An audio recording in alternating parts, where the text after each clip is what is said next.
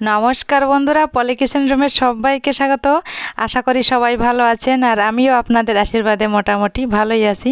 তো বন্ধুরা, আজকে একটা নতুন রেসিপি নিয়ে আপনাদের সামনে হাজির হলাম।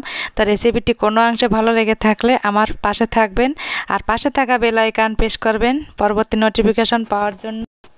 তো বন্ধুরা, এখানে কি কি উপকরণগুলো নিলাম একটু দেখিয়ে দেব আপনাদের। কাঁচা লঙ্কা নিয়েছি, তেল, আর এখানে নিয়েছি ছোট যে চিংড়ি মাছ, কুচো চিংড়ি, আর এখানে নিয়েছি সিম, হলুদ, আদা বাটা, আর নিয়েছি বেসন। তাহলে দেখতে থাকুন আজকের এই রেসিপিটা। তো কড়াই গরম করে কড়াইয়ে তেল দিয়ে দিলাম, আর এই যে চিংড়ি মাছগুলো আমি আগে থেকে পরিষ্কার করে বেছে ধুয়ে নিয়েছিলাম। তো চিংড়ি মাছটাকে এবার এই তেলের উপর দিয়ে একটু নেড়ে চেড়ে ভেজে নিব। তেলটাকে অবশ্যই খুব গরম করে নিতে হবে। গরম করে আমি চিংড়ি মাছগুলোকে দিয়ে দিয়েছিলাম, আর এখানে লবণ দিয়ে দিলাম। চিংড়ি মাছের লবণ আর হলুদ দিয়ে নেড়ে চেড়ে চিংড়ি মাছগুলোকে আমি একটু হালকা ভেজে নিব, খুব বেশি কড়া করে ভাজবো না, কারণ এই চিংড়ি মাছটা আবারও ভাজা হবে ওর জন্য। আর এখানে আমি নিয়েছিলাম কিছুটা সিম। এই দেখুন, সিম কুচিয়ে নিয়েছি। তো সিমও আমি একটু হলুদ আর লবণ দিয়ে সিমটাকে একটু ভেজে নিব। তো আগে আমি চিংড়ি মাছটা ভেজে নিলাম। তো চিংড়ি মাছ আর সিম একসঙ্গে ভাজিনি, তো যাতে চিংড়ি মাছটা পুড়ে যেতে পারে ওই জন্য আলাদা করে ভেজে নিলাম। আর এখানে নিয়েছি বেসন, আর নিয়ে নিলাম হলুদ গুঁড়া, আর এখানে আদা বাটা, আর এখানে একটু নিয়েছি চাট মশলা আর জিরার গুঁড়া, আর নিয়েছি লঙ্কার গুঁড়া, আর পরিমাণ মতো লবণ। তো এই উপকরণগুলো দিয়ে, শুকনো উপকরণগুলো আবার একটু মিশিয়ে নিতে হবে চামচ দিয়ে নেড়ে চেড়ে। তো শুকনো উপকরণগুলো মিশিয়ে নেওয়ার পর তারপর আমি অল্প পরিমাণ জল দিয়ে একটা ব্যাটার বানিয়ে নেব। এই দেখুন, একটু চামচ দিয়ে নেড়ে চেড়ে একটা ব্যাটার বানিয়ে নিতে হবে। তো অল্প অল্প জল দিয়ে একটা ব্যাটার বানিয়ে নিতে হবে, একবারে বেশি জল দেওয়া যাবে না। তো অল্প অল্প জল দিয়ে ব্যাটারটা বানিয়ে নিলাম। আর এদিকে দেখুন, সিমটাও কিন্তু আমার ভেজে নেওয়া কমপ্লিট হয়েছে। এই দেখুন, তো সিমটাকে ভেজে নেওয়ার পর এবার এই সিমের ভিতর আমি দিয়ে দেব এই যে ভেজে রাখা চিংড়ি। অল্প অল্প চিংড়ি দেব, আর এভাবে খুন্তি দিয়ে নেড়ে চেড়ে দিব। দেখুন, তো অল্প অল্প চিংড়ি দিয়ে আর এই সিমের সঙ্গে একটু মিশিয়ে ভেজে নিলাম। দেখুন বন্ধুরা, তো আবার একটু হালকা ভেজে নেব, যেহেতু দুটোই আমার ভাজা ছিল, সিম আর চিংড়ি মাছ। তো আবার ভেজে নিলাম। এবার আমি একটা বাটিতে নামিয়ে নিলাম।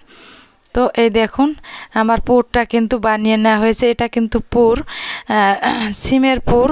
আর এখানে দেখুন, এই যে বেসনটা মিশিয়ে আমি ঢেকে রেখেছিলাম। আর এখানে কিছুটা গোটা সিম নিয়েছি। এই দেখুন, তো সিমটাকে পরিষ্কার করে ধুয়ে নিয়েছিলাম। আর এখানে সিমটাকে একটু লবণ মাখিয়ে নিয়েছিলাম যাতে নরম হয়। তো লবণ মাখিয়ে আমি আধা ঘন্টা ঢেকে রেখেছিলাম। তো ওটার ক্যামেরায় দেখানো হয়নি বন্ধুরা। তো এই রেসিপিটা করতে গেলে অবশ্যই কিন্তু লবণ মাখিয়ে নেবেন, তাহলে সিমটা একটু নরম হবে, বা হালকা একটু ভাপিয়ে নিলেও হয়। তো এই দেখুন, এবার আমি এখানে এই যে পুরটা বানিয়ে রেখেছিলাম এই সিমের ভিতর দিয়ে দেব। এই পুরটা দিয়ে দিলাম। এই দেখুন, তো পুরটা দিয়ে তারপরে আমি এই যে বেসনের যে ব্যাটারটা করে রেখেছিলাম, তো বেসনের ব্যাটারে আমি দিয়ে দিব। তো তার আগে আমি এই সিমের ভিতরে পুরগুলো আমি সব সিমগুলোকে একবারে আমি পুরগুলো দিয়ে নিব, তারপরে আমি বেসনে হাত লাগাবো, তাহলে আমার সুবিধা হবে। এজন্য আমি সব সিমগুলোকে আগে সিমের ভিতর পুরগুলোকে দিয়ে নিব। এই দেখুন, এক এক করে। এই দেখুন, এই সিমটার কিন্তু দানা আছে, আমি দানা ইচ্ছে করে রেখে দিয়েছি। তো দানাটা ওখানে ভাজা হয়ে যাবে, ওই জন্য আমি দানাটা রেখে দিয়েছি।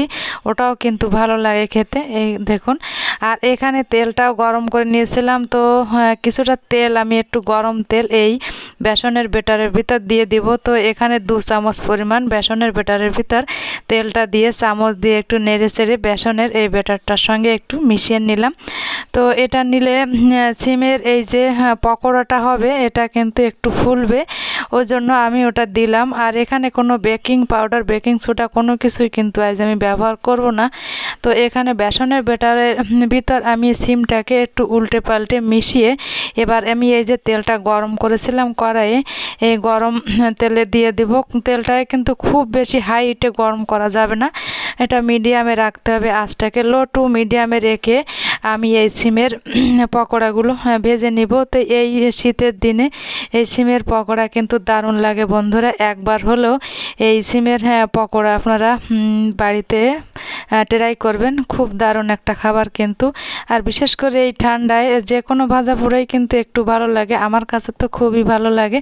তো এই দেখুন কথা বলতে বলতে একটা কিন্তু পকোড়া অলরেডি আমি এই যে প্লেটে নামিয়ে নিলাম, এই দেখুন। তো ওই আর একটা নামিয়ে নিলাম। এভাবে আমি বাকি পকোড়াগুলো কিন্তু এক এক করে করে নিব। তো অবশ্যই কিন্তু জালটাকে কিন্তু লো ফ্লেমে রাখা যাবে না, এটা লো টু মিডিয়ামে রাখতে হবে। লো ফ্লেমে রাখলে অনেকটা তেল টেনে নিবে, পকোড়াগুলো কিন্তু খুব বেশি একটা ভালো হবে না। আর হাইতে রাখলে উপরটা পুড়ে যাবে, ভিতরটা কিন্তু কাঁচা রয়ে যাবে। এজন্য এই আজের দিকে একটু খেয়াল রাখতে হবে। এক এক করে কিন্তু পকোড়াগুলো কিন্তু আমার হয়ে গেছে। দেখুন কত সুন্দর একটা কালারও এসেছে। তো বন্ধুরা এতক্ষণ দেখতে দেখতে লাইক দিতে যারা ভুলে গেছেন অবশ্যই লাইক দিয়ে দেবেন। আর প্রথম থেকে শেষ পর্যন্ত দেখার অনুরোধ রইল। ভালো থাকবেন, সুস্থ থাকবেন, দেখা হবে অন্য কোনো নতুন ভিডিও। বাই।